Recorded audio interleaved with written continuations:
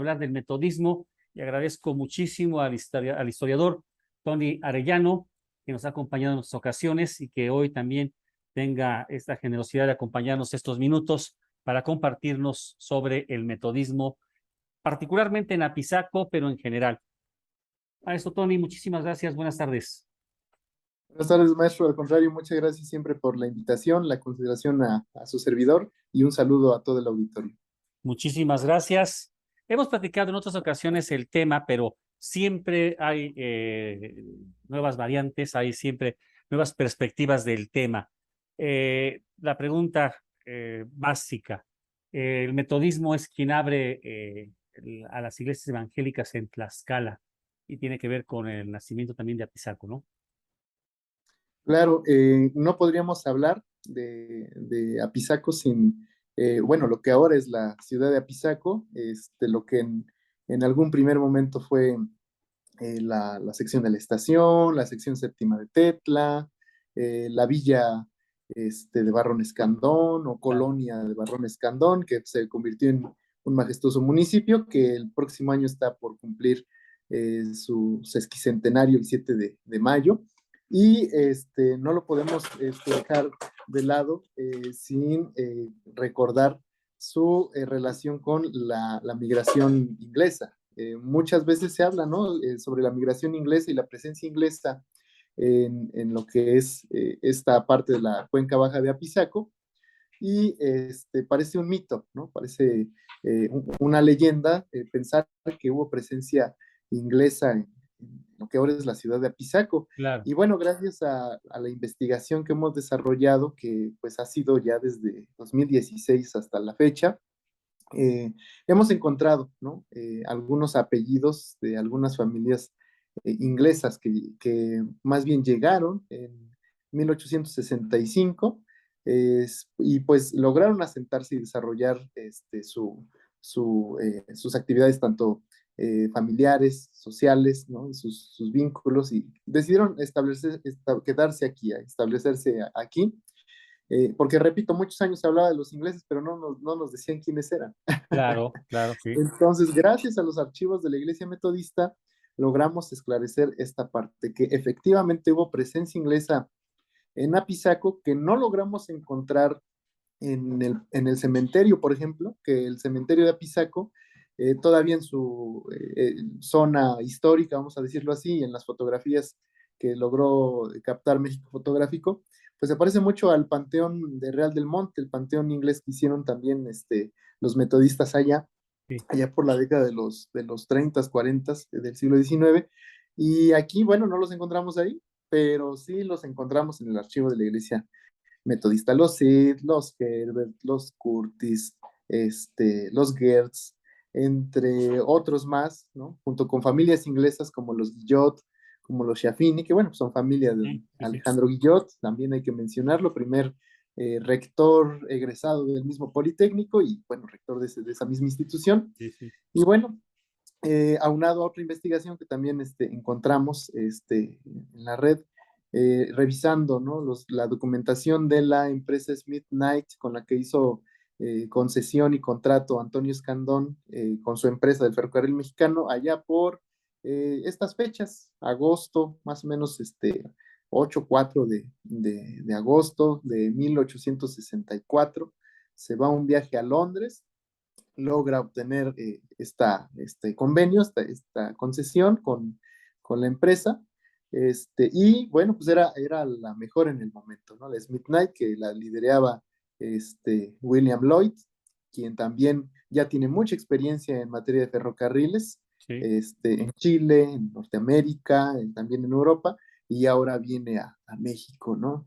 Y no viene solo, viene con una comitiva muy grande, y decir que pues vienen de Londres, ¿no? Vienen de Londres estos ingleses, y solamente por mencionar los que se establecieron de Maltrata a Pisaco y de lo que era el punto de la estación de Guadalupe cercana a la villa Sí. de Guadalupe, hacia Apizaco, eran 1570 ingleses los que se congregaron aquí en Apizaco. Entonces, pues gracias a la motivación de la tesis que usted nos compartía ya por 2016, 2015, los festejos del sesquicentenario de la llamada Fundación de Apizaco, sí, cuando nos decía, es que el campamento no son unas tienditas de campaña, no es un claro, campamento chiquitito, no, fue una cosa grande, ¿no? Y con esta cifra,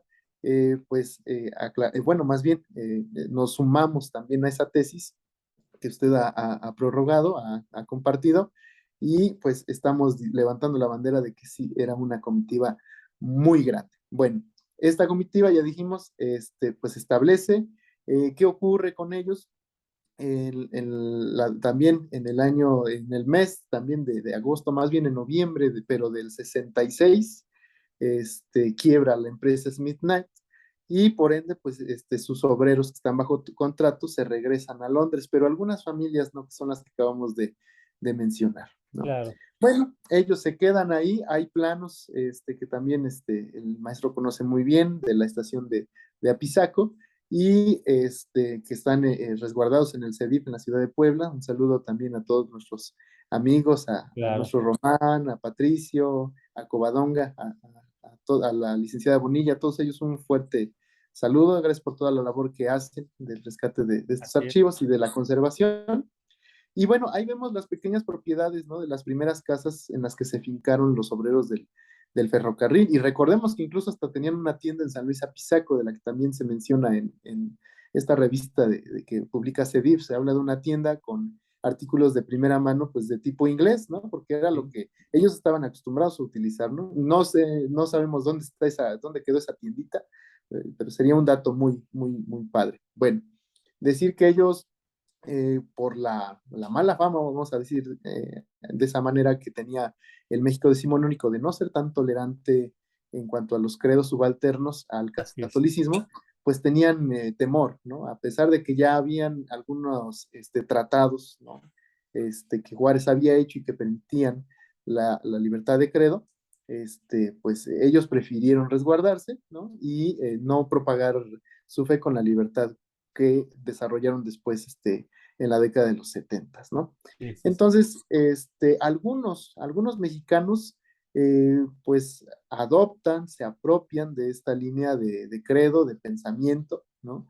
De la línea del metodismo, curiosamente. No tengo registros de anglicanos o de presbiterianos o de episcopales que también seguramente estuvieron aquí, pero sí el metodismo se desarrolló y se propagó más bien primero y se desarrolló a la postre claro, gracias pues a estos primeros ingleses y a los misioneros que cruzaron por aquí. Recordemos en 1873, perdón, 72, 25 de diciembre, viene William Butler, ¿no? A cruzar por estas tierras, entra por Veracruz, pasa por Apizaco y se va a la Ciudad de México, y también ahí vamos viendo otra incursión del metodismo. Ya para cerrar esta pregunta, pues decir que los mexicanos que fueron alcanzados, uno de ellos, Pablo González, que fue el que donó el terreno donde se encuentra el Templo del Buen Pastor en la ciudad de Apizaco, pues es indispensable, ¿no? Como jefe de los talleres del ferrocarril, con la influencia que tiene, se alcanzan algunos obreros, y por otra parte los campesinos entusiastas, ¿no? Y aquellos que también tienen vínculos políticos. De entre ellos está Macario Mendoza, el padre de Ignacio Mendoza Rivera, gobernador del estado, está Pablo Lemus, de San Dionisio Yauquemecan, y otro personaje que igual es importantísimo, es Isaac Cervantes de Quetzalcoatl. Isaac tenía una excelente relación con Miguel Ira y Ortega, y ya, él es el que va a abogar, él es el que va a hacer los trámites legales para que no haya ningún problema de que así dice, se inaugure. Curiosamente no se dice se consagre por esta cuestión de la secularización, ¿no? Que sí, está propagando el liberalismo. Ellos dicen se va a inaugurar, ¿no? El primer templo protestante, el primer templo evangélico, porque así ellos lo van a nombrar, y Lerdo, pues, perdón, Lira y Ortega acepta, pues igual aunado a la línea de pensamiento que tenía Juárez, ¿no? Cuando le habla a Justo Sierra claro, Juárez y le dice, pues, preferiría, ¿no? Que los protestantes, ¿no? Estuvieran aquí en el dominio, ¿no? Porque ellos enseñarían a leer, escribir, y bueno, ya sabemos más o menos esa frase que le dice a Justo Sierra. Y bueno, todo esto va propiciando, aunado a que el catolicismo en la ciudad, en lo que se está gestando como ciudad de Pisaco, no tiene un dominio tan fuerte, porque recordemos que incluso hasta hay una ambigüedad, y esa ambigüedad propicia que tanto la parroquia de Tetla como la de Santa Cruz no sepan a quién le toca atender esa zona. Entonces el metodismo tiene todas las puertas para entrar a Pisaco, y por ende pues a toda la zona centro-norte del estado, como lo propone María Eugenia Fuentes Bazán. Y estamos hablando pues la década de los 60, los 70, y decir que culminamos con pues digamos el triunfo, ¿no? Del metodismo, con el primer bautizo llevado a cabo el 21 de julio de 1878. Se bautiza al infante Carlos Alberto Enrique Curtis, inglés. Con eso concluimos la incursión del metodismo en Tlaxcala. No, y muy importante esto porque abre una nueva perspectiva. No estamos hablando mal ni en contra del catolicismo, pero abre otras alternativas de pensamiento y de formación y de muchas cosas tan necesarias en las sociedades. Eso sin duda era necesario. Me parece que la llegada del metodismo a Pisaco es natural, es lógica, por la llegada de los ingleses, pero también por la llegada de otros extranjeros, ¿no? Y yo creo, a lo mejor me puedo equivocar, que inicialmente era a la par el número de extranjeros al número de mexicanos que empezaron a sentarse en la estación y después en la villa. Me llama la atención lo de Colonia. Yo no sabía yo que Colonia, porque me parece que para la época no existía la figura jurídica de Colonia. Por ahí también acabo de leer a Olimpia Guevara que decía lo mismo. Entonces, pero Apizaco finalmente es la puerta de entrada del evangelismo, bueno, del no evangelismo, perdón, de los evangélicos a Tlaxcala, ¿no? Es la puerta de entrada. Después viene, en el metodismo viene Amajac, viene Tepetitla, viene Zompantepec, la propia ciudad de Tlaxcala, Techolo, podemos hablar de muchos lugares, pero insisto, la puerta de entrada es Apizaco.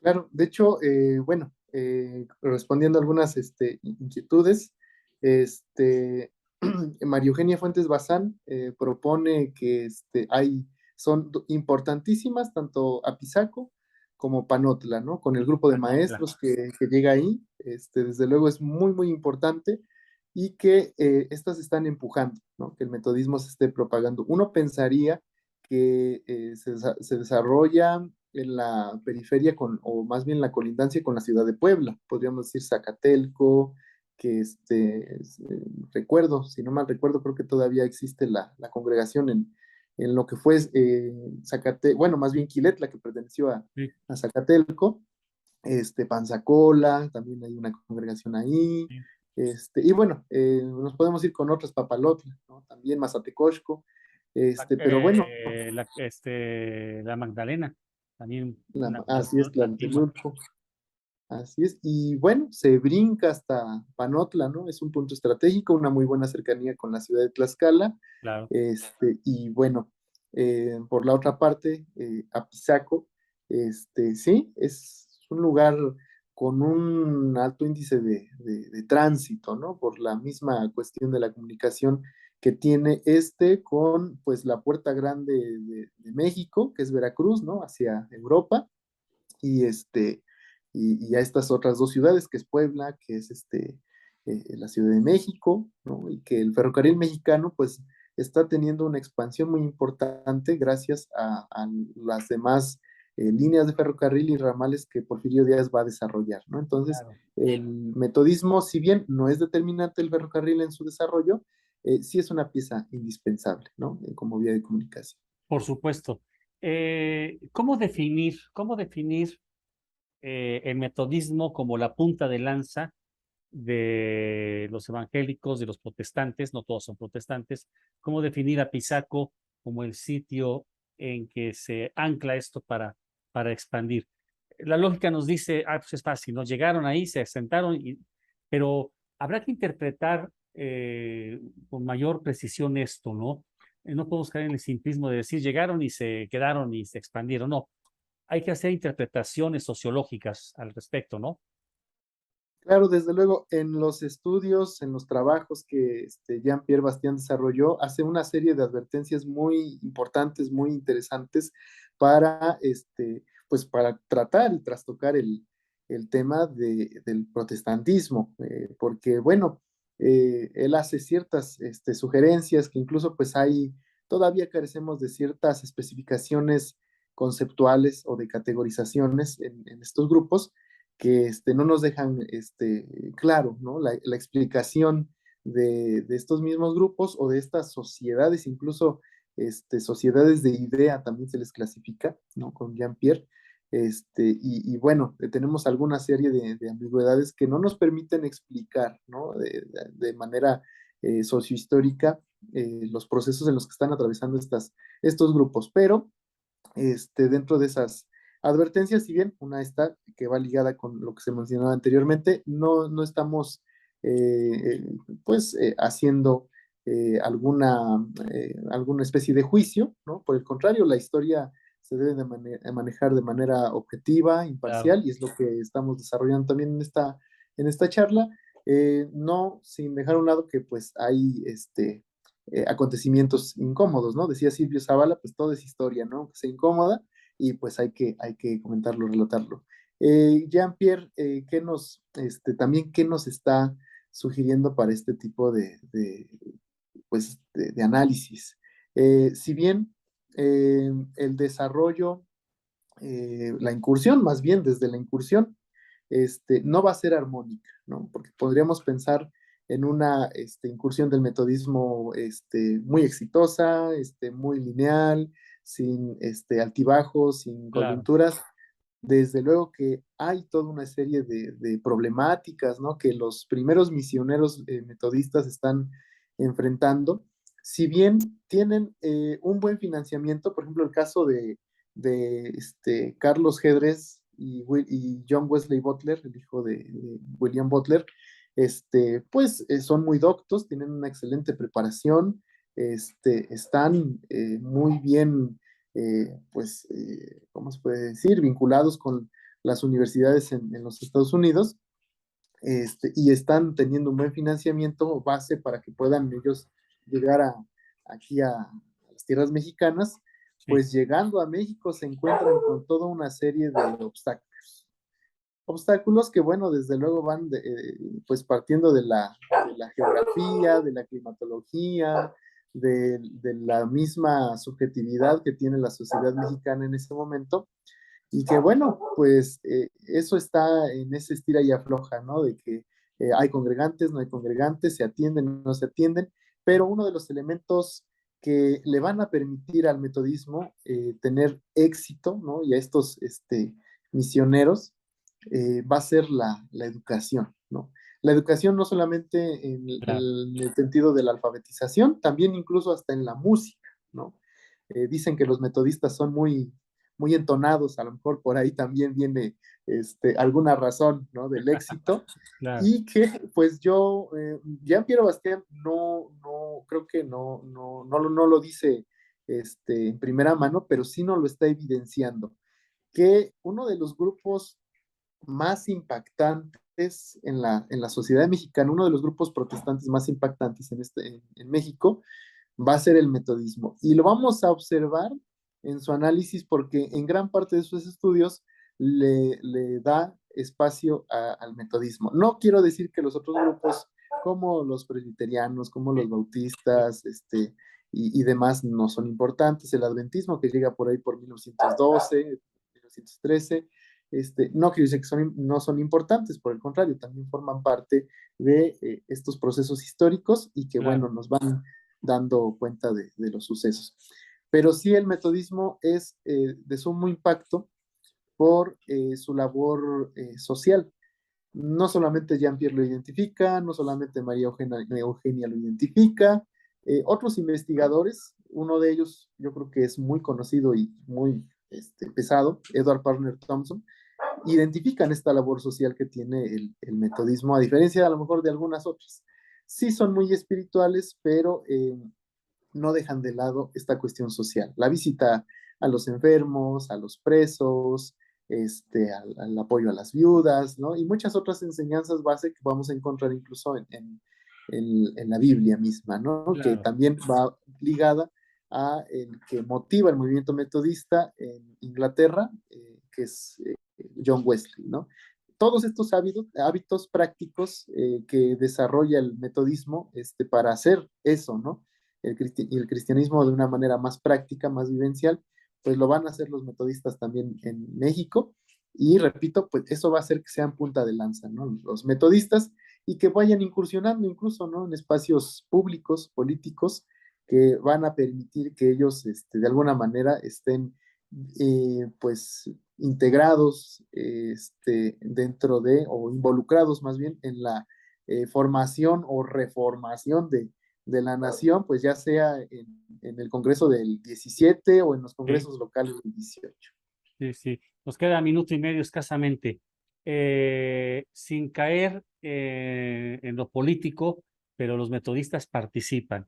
Tenemos la revolución, tenemos gobernadores en Tlaxcala metodistas, que son los únicos porque todos han sido católicos, menos me parece que dos, ¿no? Que son metodistas de Apizaco precisamente.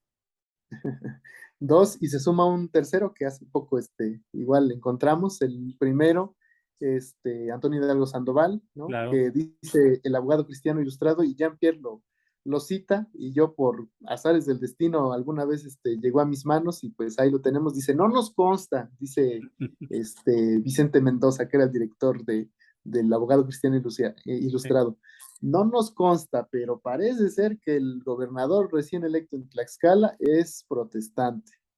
sí, Y sí, bueno, ahí está uno.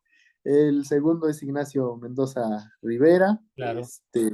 Pues una vez que dejó de ser parte de la Liga Metodista de Jóvenes, se fue a las filas del ayuntamiento como presidente municipal y pues después le brincó a ser gobernador y senador de la República. Y el último que podríamos decir sería Adrián Vázquez Sánchez, oriundo de San Cosme Xalostoc, Sí. pues sobrino también político de Ignacio Mendoza y pues a quien le deja el hueso, por así decirlo, para que después todos añoren y extrañen a Mendoza. Así es. Lamentablemente el tiempo se nos acabó el día de hoy. Maestro Tony Arellano, muchísimas, muchísimas gracias por compartirnos esta historia tan interesante y tan importante para la sociedad tlaxcalteca. Muchas gracias, maestro, repito, por la invitación, por compartir también con todos nuestros amigos de Tlaxcala y también pues de otras latitudes de México que nos escuchan. Un saludo a la Sociedad de Estudios Históricos del Metodismo en México, que seguramente nos está escuchando, a el Evangelista Mexicano, también que por ahí les mandamos un saludo, a toda la familia, a la novia, ¿por qué no aprovechando? Y Claro, a todos aquellos también que nos acompañan siempre, que es la congregación metodista de Apizaco y de otras latitudes, a los amigos investigadores del metodismo que,